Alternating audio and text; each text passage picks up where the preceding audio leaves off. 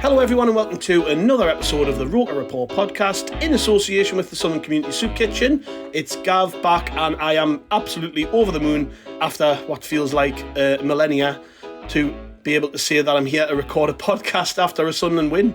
Yeah, we're going to get straight into it, I think. We are joined by Phil West. Hi Phil. Hi Gav, how are you doing? Particularly boom, mate. And we are Excellent. also glad to be joined by Tom White. Hi Tom. Hello, how are you? I'm much happier this week than I have been for a long, long time. Well, when I spoke to you, Tom, to arrange this pod before the game, you thought we were going to get battered 5-0. You really put the downer on us. Well, actually... So I bet that was a nice surprise for you, Well, was it? when I saw the team sheet, I actually changed that from 5-0 to 7-0. So it really was a nice surprise. Well, I'll be honest, I did not see that coming, Tom, at all. I don't think any of us did, especially like you say when I saw the team sheet and I saw that he was starting Arbnett Jamajli centre half. I thought that was a bit of a wild card. I saw that he had Gooch back in the team, who, to his credit, was actually really good, but has struggled for form as of late. It came a bit out of left field, didn't it? I'm still struggling to process it, if I'm honest. I didn't see that coming at all. Yeah, we've got so used to going behind and then just never really getting back into the game. We have a kind of late push to try to get an equaliser, which we got against Burton. We got an equaliser against MK Dons, but then went and conceded again. I didn't have very much hope for yesterday at all. I thought maybe we might battle to a point, maybe even a lucky victory in a way. Maybe there'd be an own goal or they might get a player sent off. But actually, we won 3-0 and completely deserved it. And I was really happy watching the way we played. What about you, Phil?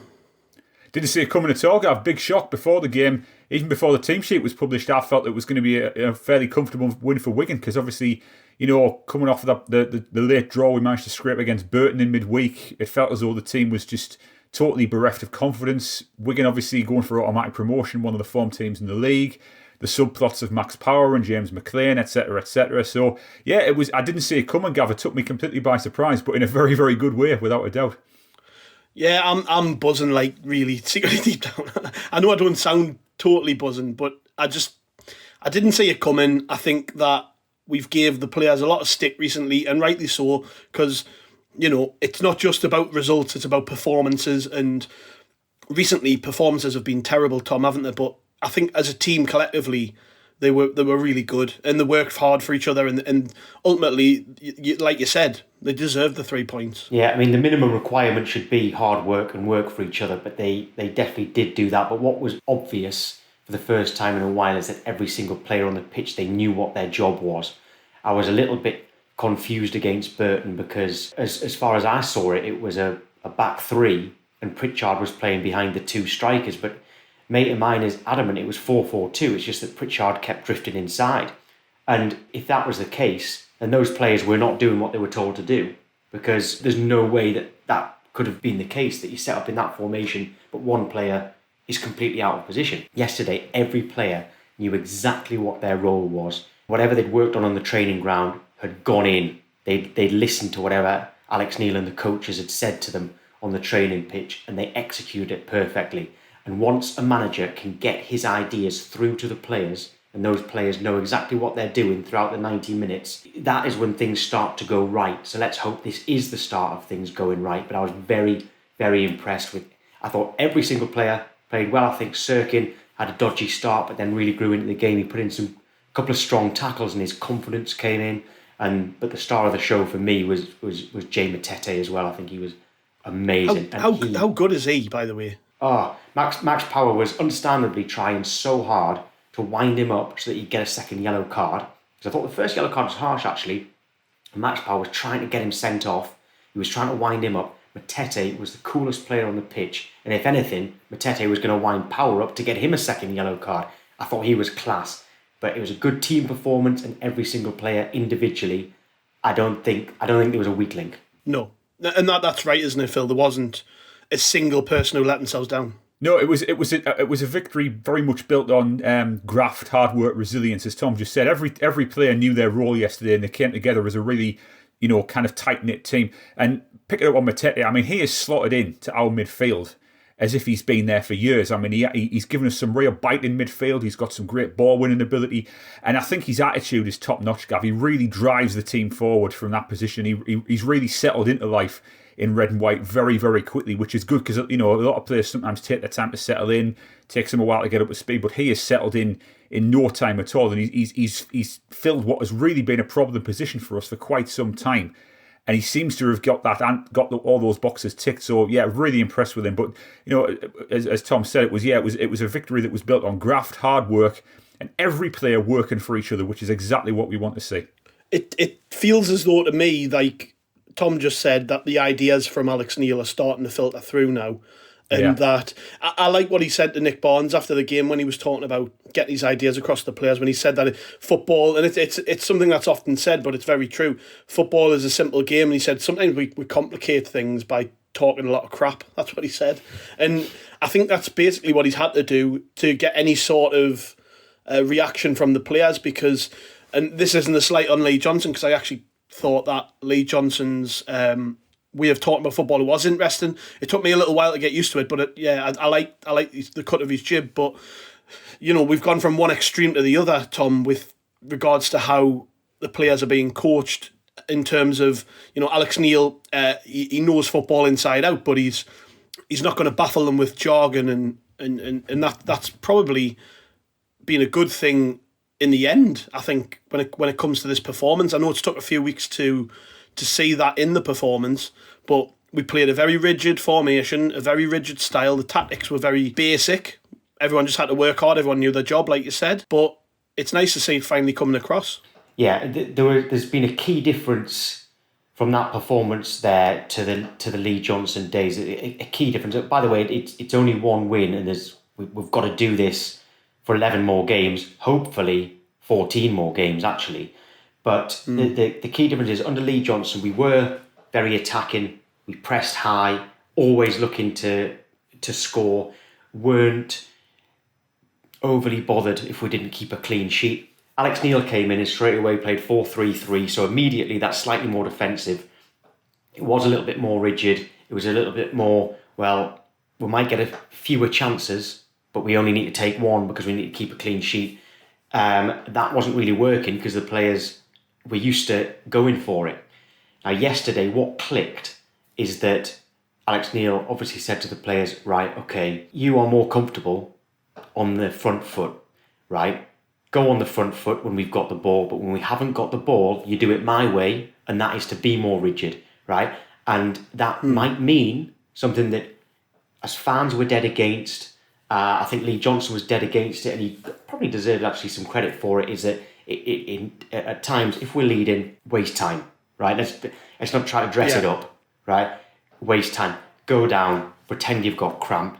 Now, the referee was a right job's worth. He kept making the players go off, right? Which wasn't actually necessary, especially when he was making them go off on the far side.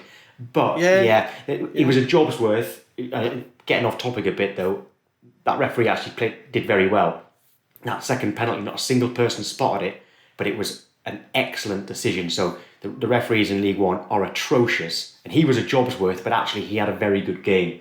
And that decision to give the second penalty was superb from him. A Premier League referee wouldn't have spotted that. It would have gone to VAR and been given a penalty. So we'll give him the credit that he deserves there.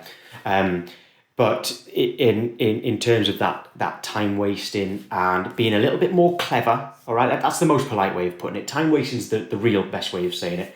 Being more clever and more experienced, that is what yesterday Alex Neil got through to them. So yes, go forward, create chances like you were under the previous manager, but when we're leading, right, you do it my way, and it worked. Yeah, Phil, that's a very good point, isn't it? Like we are now seeing from I wouldn't say players who, no, actually, let's be honest, players who've disappointed really for a long time now, just reacting well to being given a simple task to do. Like I've sat on here and I've talked a lot about just the lack of impact and the frustration that comes with Lyndon Gooch playing as often as he does.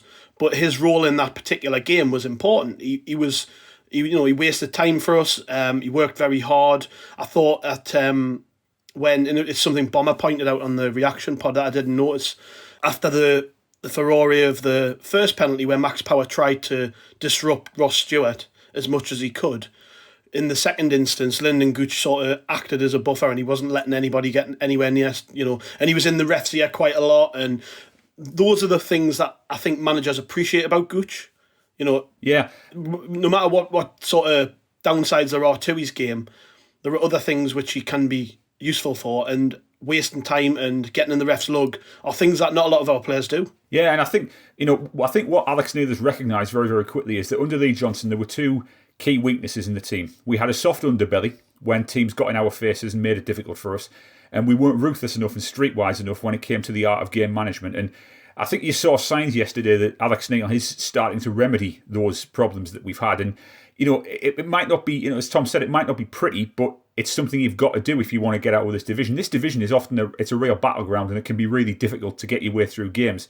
And you've got to do what you've got to do to win games. And if that means, going down with the old phantom cramp or, trying to get in the ref's ear every now and then, you've got to do it. And that was something that we didn't have under Lee Johnson. I think if there was one big criticism of the way we played under him, is that we were often too nice and we weren't ruthless enough and streetwise enough, like Rotherham have been this season, for example. They're really, really good at what you might call the dark arts of the game. And I think Alex Neil has recognised that. So good signs yesterday that those weaknesses that were there under Johnson, there's no doubt about it, for all of the good that he did, we did have flaws in our game plan when he was head coach.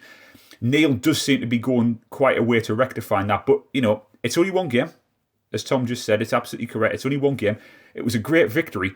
But what we've set yesterday is a baseline standard that has to be now met for the rest of the season. For the remaining 11 games of the season, in the regular season, that has to be the standard. It can't be a one-off. It can't be just a freak win where everything comes together for us and then we drop off again. Yesterday it has to be a new standard. But I think once the players, that dressing room would have been bouncing after that game yesterday, and the journey home would have been very happy for everyone, fans and players alike.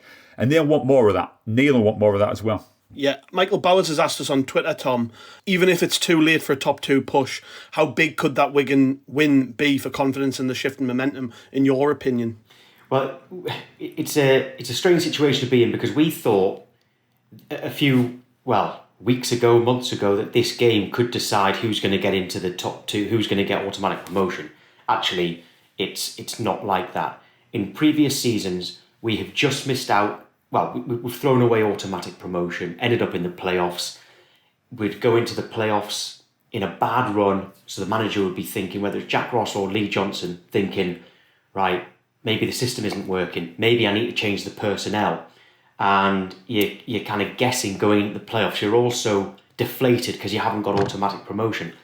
This time, it is so important that we use these next 11 games for Alex Neil to say, right, this is the best system, this is the best formation, this is my best starting 11.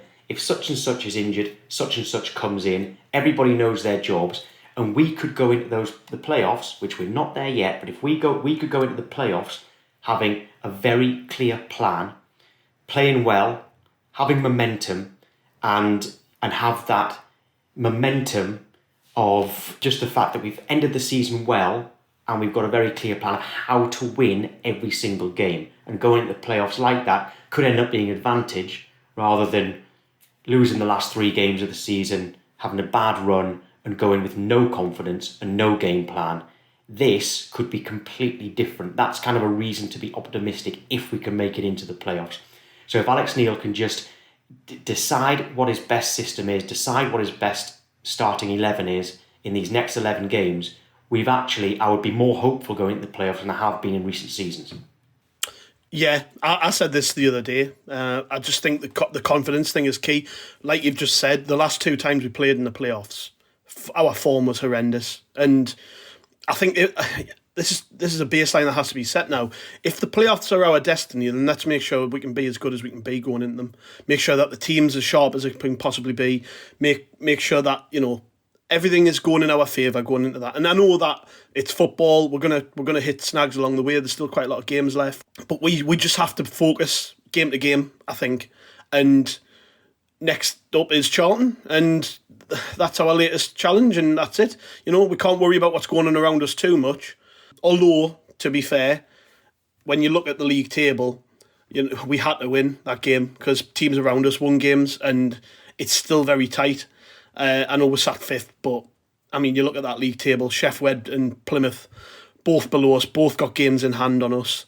Wickham have got a game in hand on us, but they're seemingly slipping away now, Phil. Yeah. It's a tough one now. I think we've just got to try and just focus on one game at a time, haven't we? We've just got to try and make sure that we're well oiled and we go into this mini run towards the end of the season focused, because I think in the last 2 occasions we've been in the playoffs, nobody wanted to be there, and it showed come the time of the actual games.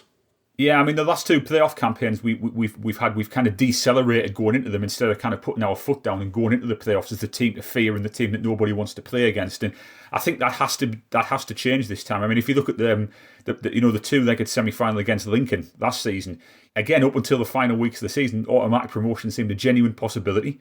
We were all getting excited. We were all thinking, yes, we could get crashed the top 2. It was going to happen.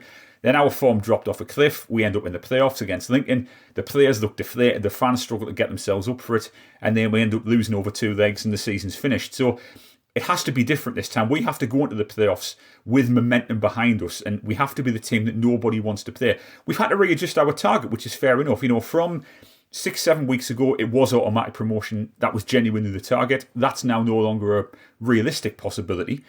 But you adjust. You've got to, you think of a different target, and the target now has to be securing a top 6 place, which we can definitely do. And that's got to really motivate the players, and I think it will. And I think Alex Neil will be telling those players, look, lads, okay, promotion can still be achieved. You might have to work harder for it. You're going to have to go around the houses in order to achieve it. But it's absolutely possible, and we can do it. So I think that has to be the message for the final 11 games of the season. Yeah. So, Tom, the game next weekend, like I've just said, we could go one game at a time. Charlton are in terrible form, which hasn't seemed to matter at all when we've came up against these teams. What does he do? It's a different game plan, isn't it? Ultimately, I mean, we played against a really good side in Wigan, and we set up to frustrate. We set up to. I don't think we set up for a 3-0 win. Really, I think you could see from the team sheet it was a pretty defensive lineup. We can't play that same team in my eyes against Charlton and expect a 3-0 win because Charlton are poor. Yeah, but we never beat Charlton. I am actually going on Saturday, and I'm just never confident against Charlton at all. And this season, actually, our away form hasn't been great, full stop. So I think it's a lot. I don't think Charlton are that poor either. I actually think Charlton are okay. I think they're in a bit of a false position, actually. I think he might go with exactly the same system and exactly the same players, unless Danny Bath is back and he decides to put him back in at centre-back. What I worry about is every time we go behind, we may as well just end the game there, right? Because we're not going to win. Against Wigan, we got that early lead and we were able to play the way we wanted to play because we got the early lead. I worry that Charlton take a lead and it's just game over. So we now need to have a game. We now know that when we go ahead, Alex Neil has got a plan and our players can execute it. That was proved yesterday. Although I don't want to go behind against Charlton or behind against anyone, we need to know that we know how to get out of it. Yes, we got a late equaliser against Burton. We did equalise against MK Dons, but we still lost. We're not kind of... we haven't mastered that, like coming from behind. We didn't do it very much under Lee Johnson. We've in fact, I mean, Jack Ross, it was always ended up being a draw whether we went ahead or behind. Alex Neil's proved that he's got the right game plan for when we go ahead. We need to have a game plan for if, heaven forbid, we go behind in a game. And that's something that hopefully we won't see against Charlton, but we might have to. We'll learn a heck of a lot next week to see if we can follow up what happened yesterday. I'm interested to get your take on Alex Neil, actually, just generally. What do you make of him so far? Because he's, like I said, very different to Lee Johnson. What do you make about him and just the whole way he was brought in to the club? Because as we know, it wasn't done in the best possible way, let's say, to be fair. No, I like that he's straight talking. We're from the northeast. We're all straight talking, so we can relate to that. I remember Mick McCarthy was always asked, like about his honesty, and he'd say, well, Do you want me to? Would you prefer if I was honest with you, or would you prefer if I lied to you? Right. Obviously, you prefer someone to be honest with you. Right. And Alex Neil is just telling it straight. I know a little bit more about him than most because my Scottish team is Hamilton. Right. So I mean, he was absolutely brilliant for Hamilton up there. So far, it's obvious that he is confident in his own ability. That's a good thing. There are a lot of similarities between him and Chris Coleman, I'm seeing. When Chris Coleman was our manager, he tried everything, right? He knew he was a good manager. He put in 100% effort all the time, was really passionate, really wanted to succeed. And that's what I'm seeing from Alex Neil. Key difference, all right? Because I know people are going to think, well, hold on, we got relegated under Chris Coleman. Key difference. Under Chris Coleman, almost every player in that squad knew that they were going to go at the end of the season. They were either out of contract, there was loads of loans. They thought, at the end of the season, whether we stay up or go down, I'm going to be going. Now, your natural reaction when you feel like that is not to put in the same amount of effort, because you're not going to risk a broken toe by trying to clear the ball if you know that you're going to be leaving the club at the end of the season. You're not going to put your head where other people wouldn't put their feet. Yeah. And that's the difference. That's what happened under Coleman, because everyone was leaving. If you look at our squad, more players are likely to still be here next season because they've got longer contracts. There's a few players on loan, fair enough, but some of those loanees we can make permanent. Okay, so there's one thing. A lot of players' contracts are a little bit longer. And there are players coming to the end of their contract who have a real chance of getting another one. Bailey Wright could get his extended if he keeps playing the way he is, so he's got something to fight for, and he's a leader.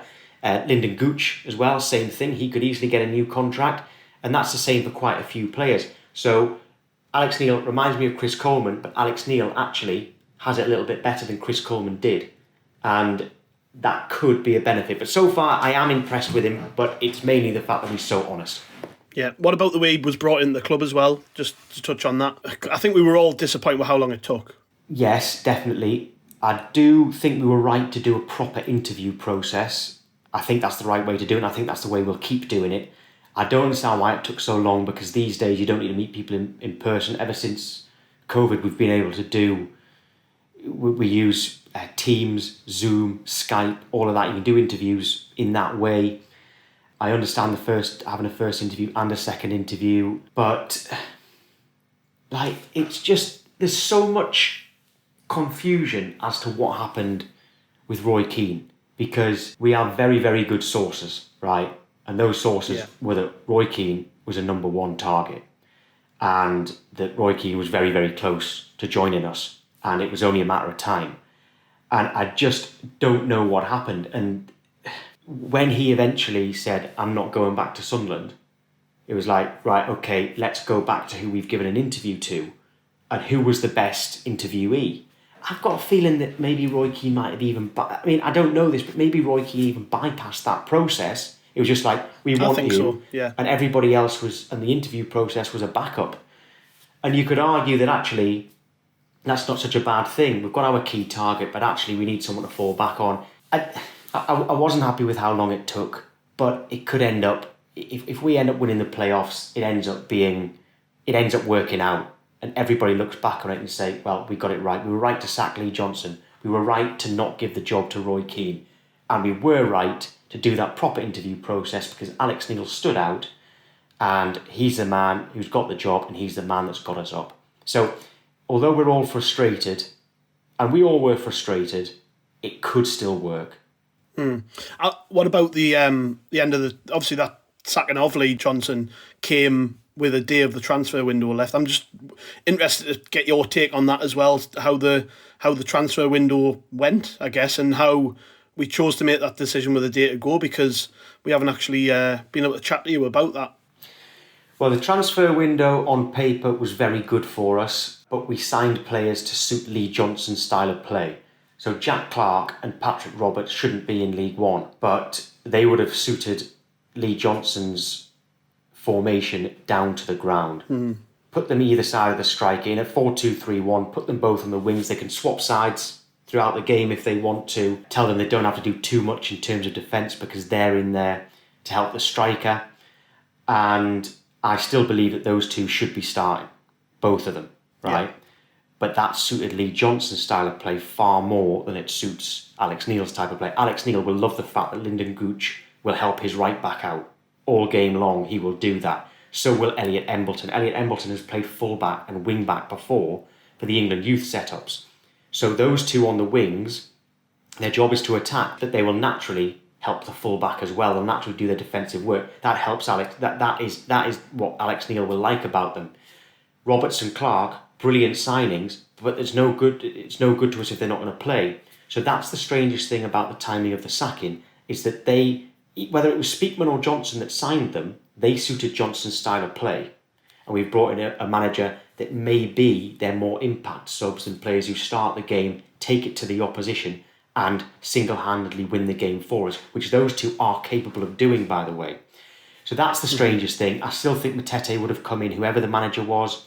Defoe, not so sure if he still would have come in if it was Lee Johnson or not. I don't know. I've heard rumours that Johnson wasn't as keen as others at the club, and that's fair enough. That kind of thing happens. I think on paper, though, it was still a very good January transfer window for us. And what we are seeing at the moment is that Jay Matete is making a huge, huge difference. And even if he's the only one that plays a lot, that is a massive plus. He has improved us, but I still think that Danny Bath will have a key role to play. And if Clark and Roberts get enough minutes, they could be key as well. But they've got to get enough minutes. They've got to be on the pitch to make a difference. Yeah, and I guess the only disappointment from my perspective was that we sold a centre-half and we sold a left-back and seemingly didn't replace them in the squad. That was the only real issue I had. I mean, I've people who listen to this often will know I wasn't a massive fan of Denver Hume or Tom Flanagan, but that isn't my thinking on this. My thinking is that you need options in your squad, and that, ultimately we didn't replace those players. And that's probably why it was so nice to see Dennis Serkin and Arbinat Jamajli actually play quite well at the weekend, because we're relying on these guys to perform, aren't we? We're going to struggle if we don't get performances out of these players. Well, Terence Kongolo, if he'd signed, he would have covered left back and centre back. I think that was the thing. Had he come in, he would have done both, and for whatever reason, that didn't happen. Serkin definitely, as the game went on, as soon as he actually had a bit of confidence, we saw how good a player he could be. So he clearly needs to keep playing well to keep that confidence up, because it's vital for him. He's obviously a confidence player. As for Jamajli, I hadn't seen him play, not properly anyway, and I was very impressed. I assumed, and it's so harsh to say this, because he's left-footed, I assumed he'd be a ball-playing centre-back, right? Yeah. Which would have suited Lee Johnson's style of play. He's not a ball player at all. He's a ball winner. He challenges for the headers. He's very physical. I was impressed with the fact that he uses his right foot as well. Another very harsh thing that I'm saying is that I assume that left footers never use their right, which is very, very harsh. But Jamajli was using both feet, and he was a proper hard, strong centre back, and it was quite nice to see. There was that mix up with him and Patterson where he didn't realise that Callum Lang was behind him, so that could have been a disaster. If that had gone in, if the ball had bounced off to Keane maybe, and he would have just knocked it into an empty net, we would have been hammering Jamajli. We probably would have been hammering Patterson as well. So we got a little bit of luck with that one. But I did feel that he was solid. It's one performance, but I felt that he was solid, and I've been impressed with him. And when we let go of Flanagan and Jamajli was nowhere to be seen, that was a worry. Now that Jamajli's playing, it doesn't seem like such a bad decision. But I do think that the Terence Kongolo deal falling through, had he signed, he would have covered both positions, and we wouldn't have been quite so short. I think we let go of Flanagan and Hume on the basis that he was definitely coming in, and it didn't happen. Did you have any sort of insight on that deal, Tom, in terms of why it never happened, or no, not at all? It did seem like it was all set to go through on deadline day. Yeah, I only heard about it on deadline day, and it just seemed that on deadline day, Defoe, which there wasn't as much of a rush for Defoe, but Defoe, Matete and Kongolo were going to go through. Didn't seem like there was any hitches, and I've not heard the reason why there was a hitch. I don't know whether it's with his current club or whether it was with the player. So absolutely no idea whatsoever. But he is a good player. I would have been delighted had he come in. But at least Jim actually played well yesterday. Yeah. In terms of outgoings as well, I know we've mentioned Denver Hume and Tom Flanagan, but other than that, Aidan O'Brien went to Portsmouth, and it didn't really happen from at Sunderland, but it seems to be happening from at Portsmouth, which is, I don't know if I'm disappointed or not, because I think he needed to leave for the good of for his career and for us really. He wasn't going to get a game at Sunderland. He was sort of struggling here. He's gone there and he's scoring goals. How do you feel about that? Because it's sort of like never nice, is it, when a player leaves your club who's struggled and goes and does well elsewhere?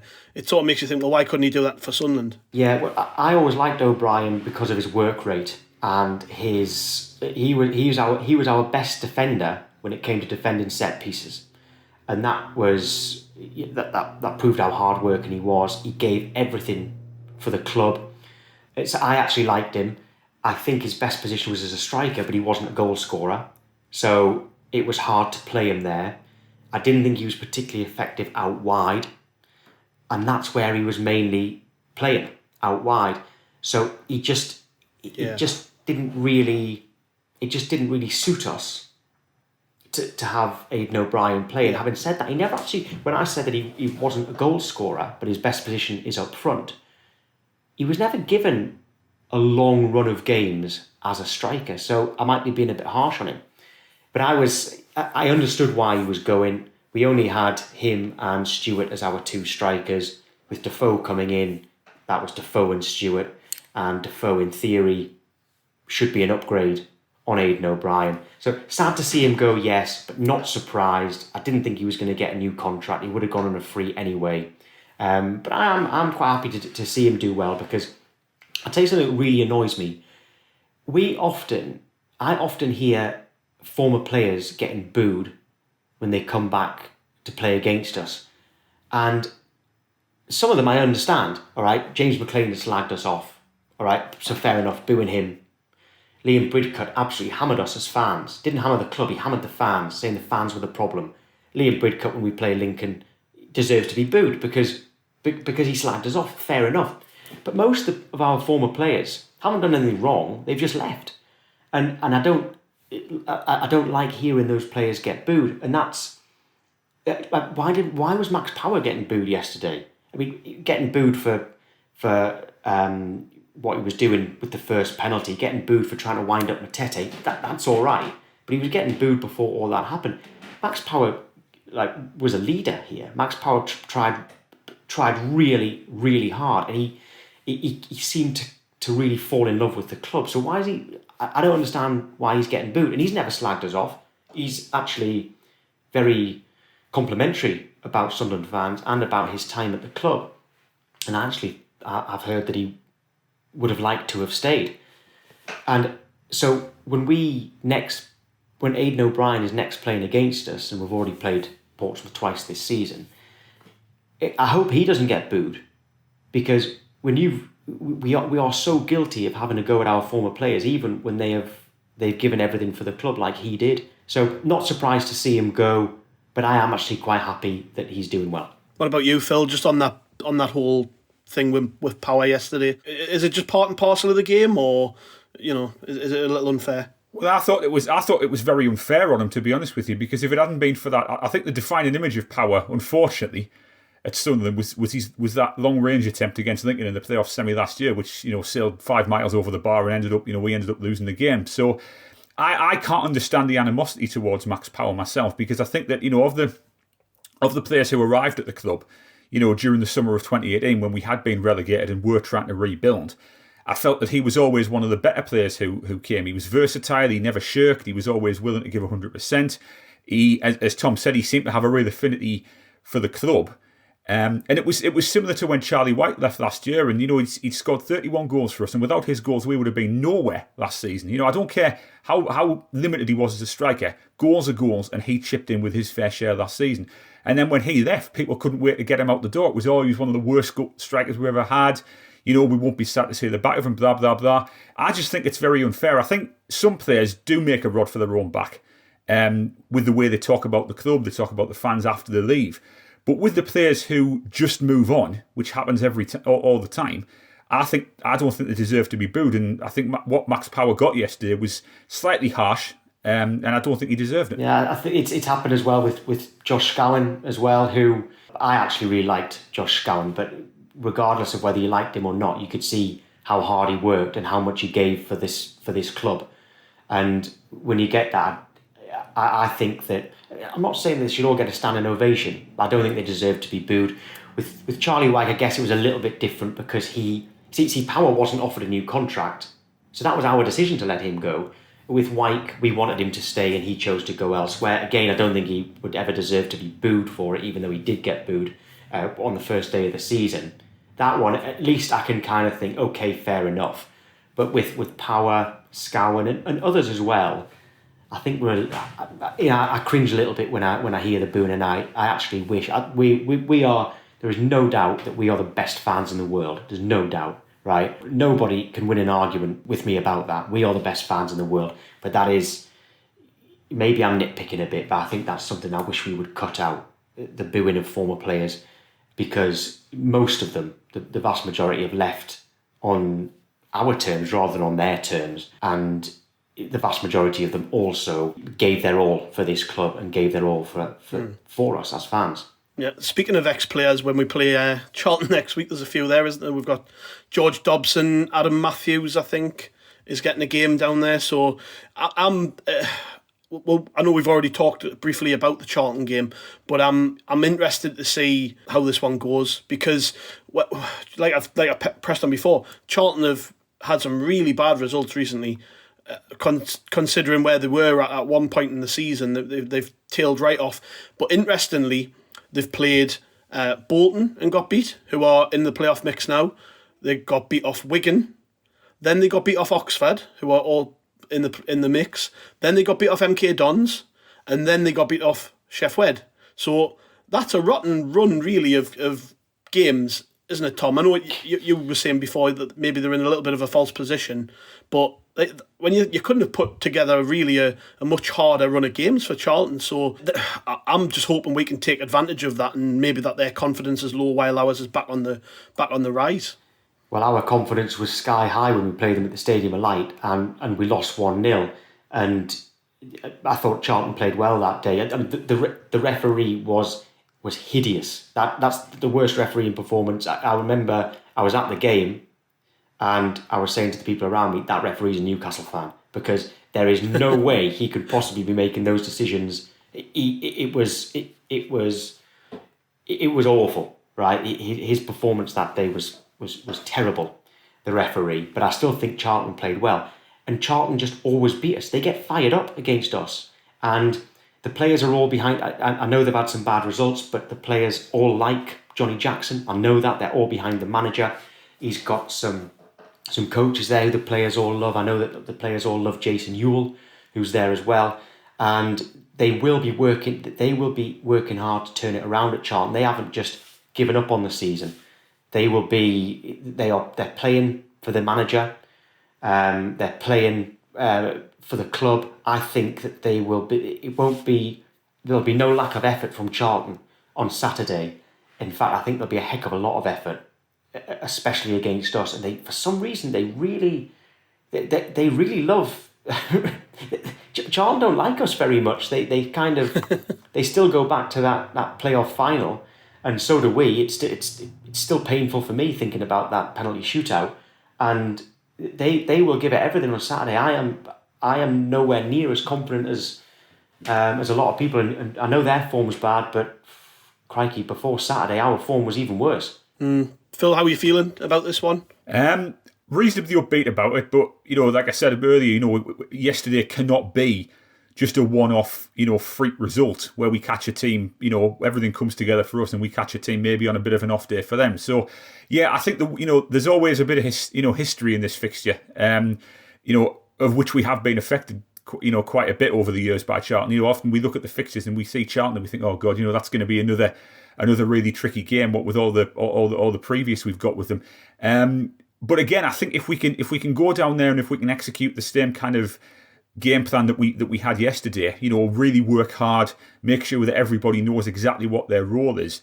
Of course, we can beat them. There's no doubt about that. But the problem is that we've been unpredictable for a long, long time. Nobody would have seen that result coming yesterday, and we could go down there on Saturday and we could beat Charlton comprehensively again. But on the other hand, we might lapse back into some of our old habits, and we might not be at it, and they might take advantage of it. So, because of the inconsistency we've had for a lot of this season, it's a very, very difficult game to get. I wouldn't be surprised if we actually draw next Saturday, to be honest. I wouldn't be surprised if it's on us even after 90 minutes, because I think you've got two teams there who are quite well matched, actually. And yeah, I think it'll be trickier than it was yesterday, but I still think we can get a draw out of the game at the bare minimum. Just to round off then, Tom, where do you see the season going from here? Are you upbeat? More upbeat than I was, but I tell you, I still think it's touch and go whether we make the playoffs. I really do, and I do think that if we can get these next 11 games right, I will go into the playoffs feeling quite confident. I'm just really worried that we might not get there. I am more hopeful after yesterday because of the effort the players put in, because of the way they listened to Alex Neil and completely understood the system and understood their roles. Like I said earlier, that gives me a lot more confidence. And the players winning 3-0 away at Wigan, they should take confidence from that as well. But I really am at the moment 50-50 whether we get into the playoffs. We've got to keep this going. Massive win yesterday, but it's not salvation. It's not game over. We've got to keep this going. Cautiously optimistic, maybe, I would say. We're just, if it's even that, I don't know. I'm with you. I'm with you. Honestly, it's 50-50 for me. If we go away to Charlton and beat them, and that's 2 big wins in a row, especially away from home, then I'd say I'd feel cautiously optimistic. I'm not actually quite as strong as that at this stage. Yeah, I'm with you there. I think we've just got to try and keep our heads screwed on. Make sure that, like I said earlier, we go one game at a time. And you're totally right about Charlton, really. We can't take them for granted. I'm just looking at the team that they had out yesterday, and it's a decent League One team with a lot of good players sitting on the bench as well. So we just got to try and take advantage of the fact they're not scoring goals, and they've been getting battered for weeks. And we've just got to try and take advantage of that. That's my only real hope going into this game, is that somehow we pull one out the hat again. And I mean, we've got it in us. We've got enough talent in the team. I think it's nice that the manager's ideas are finally coming across. We can see the players responding finally, which I was a little bit worried about going into the game, is that the players just didn't seem to be responding to Alex Neil at all in the first sort of 2 or 3 games, and that we weren't getting any sort of new manager bounce. So let's just hope. I mean, that's all we can ever do with Sunderland, is just hope that we get it right. I mean, we've said it repeatedly. We have to be in good form going into those playoffs, and yeah, we've just got to win each game. Go each game at a time and make sure we win this one. Well, I've been in loads of games this season, as you know, mainly away from home, and I am going to scare you now by telling you I've only seen us win once, and that was away at MK Dons. Same.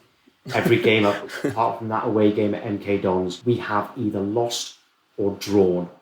So I might be a bad luck omen. So it might not be a bad thing if I accidentally lose my ticket and don't go on Saturday.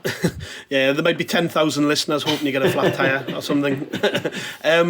Cheers, Tom. Thanks for joining us, mate. Always appreciate your time. I hope that we're talking next week about a win. There will be a preview podcast during the week and a reaction pod after the game. All your usual stuff on rokerreport.com to come. I did forget to say thanks to Phil. I always forget you, Phil. You're an afterthought today.